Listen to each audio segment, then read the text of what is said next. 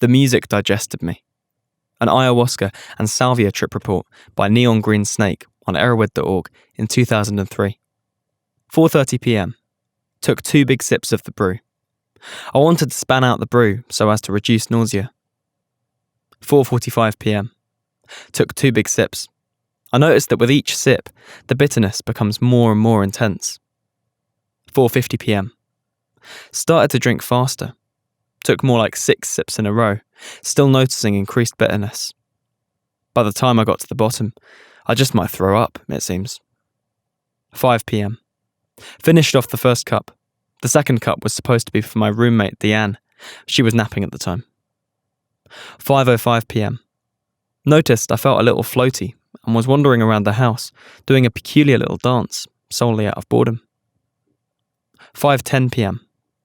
Sat down at the computer and turned on Lateralis and put it on 10 and switched on the Windows ME Media Player visuals and sat there, waiting for the effects to become stronger.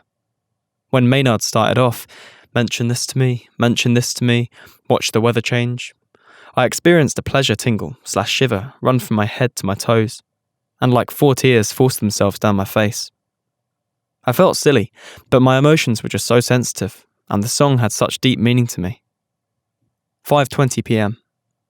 Definitely noticing an acid-like come on, colours becoming more vivid, thoughts beginning to race, emotions heightened, as if I was on ecstasy. I was somewhat lonely though, since I was by myself on this journey. But I was enjoying it nonetheless. I decided to smoke the salvia extract I got for free from my supplier. I loaded the pipe with a generous amount and took a hit. The first one wasn't too intense, yet more intense with the help of the yage. The music seemed like it was part of the air, like it was something that was always heard as a normal ongoing thing. It also made me feel like it might be an auditory hallucination, like it was all in my head. I took a second hit, and a weird but mild thing happened. My brain started thinking as if it was someone else controlling my thoughts, and each thought led to another thought that had nothing to do with the previous thought, and it felt like my thoughts were made of physical matter, and they were simply pulsing and multiplying in a sort of branching off concept. I took 2 more hits, one right after another, and my eyes started darting from one area of the room to another. And it wasn't me making those decisions. They were doing it on their own.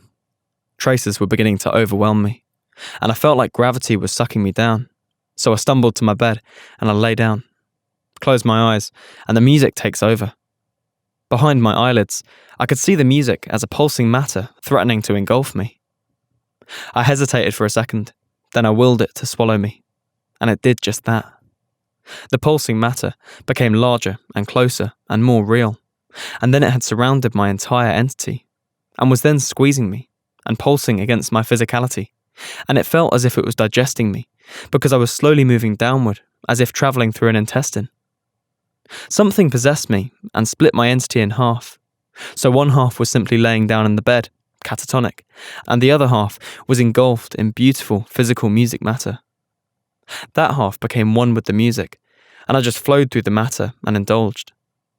I was tranced out in that state for 1 hour and 10 minutes. The CD had ended when I came out of the trance, and it was as if the music was the trance, and it ceased to oscillate, so I ceased to trance. 6:40 p.m. I got out of bed and instantly noticed rapidly changing colours throughout my room, and peripheral hallucinations and a feeling of wholeness, as if my soul had just been cleansed thoroughly and effectively.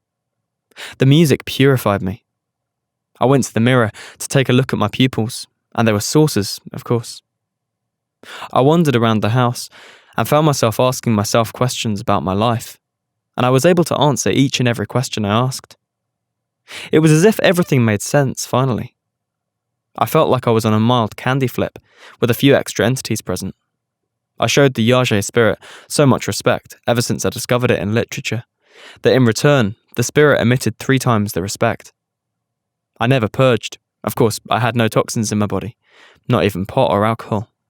I had quit smoking pot a month prior and alcohol 4 days prior. I had been taking vitamins every day for a while too. On top of that, I fasted all day before the experience. No breakfast, no lunch. 7 p.m. I took 3 more hits of salvia and decided to save the rest, concluding that I smoked about 1/4 of the gram I have. I spanned the 3 hits through about 15 minutes, so I didn't really go back into the pulsing music vessel, though I caught a very vivid outside glimpse of it. 7:20 p.m. Went outside, and the nature of the neighbourhood, trees, flowers, vines, etc., looked like works of art. The colours stood out as if the most talented artist had sculpted them, with alien colours and alien material. The biggest smile on my face, on the verge of giggling out of overwhelming pleasure. I walked around the block and touched just about every piece of plant life on the block. It was an urge that needed to be fulfilled. I felt as if the Yage had entirely destroyed all negativity within me and replaced it with nothing but positivity. Until about 8 p.m. I was just frying and exploring and wandering around, lost in my own little world. Then Deanne woke up and I told her all about it. She looked at me as if I had just told her that aliens gave me an anal probe. She thought I had gone off the deep end, which I probably did, but I enjoyed it nonetheless. 8:30 p.m. The effects still lingered, but I was coming down. Yet I still looked at each piece of my vision as a fascinating piece of art. 8:45 p.m. Deanne decided to head to the store for groceries and beer, so obviously I would be the one drinking her cup of the brew, since she chose beer instead. 9:30 p.m. We arrived back home, and I put the groceries away for her, and proceeded to drink her half of the brew. We turned on the TV, and jumped into the middle of Panic Room. 9:55 p.m. Sitting on the chair, lost in the movie, I returned to reality for a second, only to find that the position my body was in didn't match with the position I felt I was in. Like my body was leaning back, but I was leaning forward. I felt like my body was slowly becoming part of the air as well, until I sat up out of exhilaration. Suddenly, I wanted to go for a walk, so as to free my mind, discover answers to the questions that were eating at me all of a sudden, and to expand my view on the world while I was intoxicated by this cleansing spirit-like entity. It was dark, and I was walking faster than hell for reasons unknown. I walked and I walked and I walked, with no destination. I just walked all throughout the town, fast-paced, Discman on low volume, cell phone in hand. I walked non-stop, totally indulged in my heightened existence and vivid visuals and emotional wholeness. When I got back home, it seemed like I literally was gone for like 3 or 4 hours, yet it was only 11 p.m. That last hour, I guess, was my peak, and I loved every second of it. I started coming down as soon as I walked in the door. It was as if the direct exposure to the night air had brought out the beauty of my soul. Or the fact I was walking super fast might have sped up my metabolism, making the peak a little stronger, yet a little shorter. I was revived, like I had asked of the spirit before I even drank the brew, before I even obtained the ingredients. I was healed, like I had asked. I had all my questions answered, like I had asked. And last but not least, my other half showed up, drunk and horny, just like I had asked. And that was my first trip to Yage Land.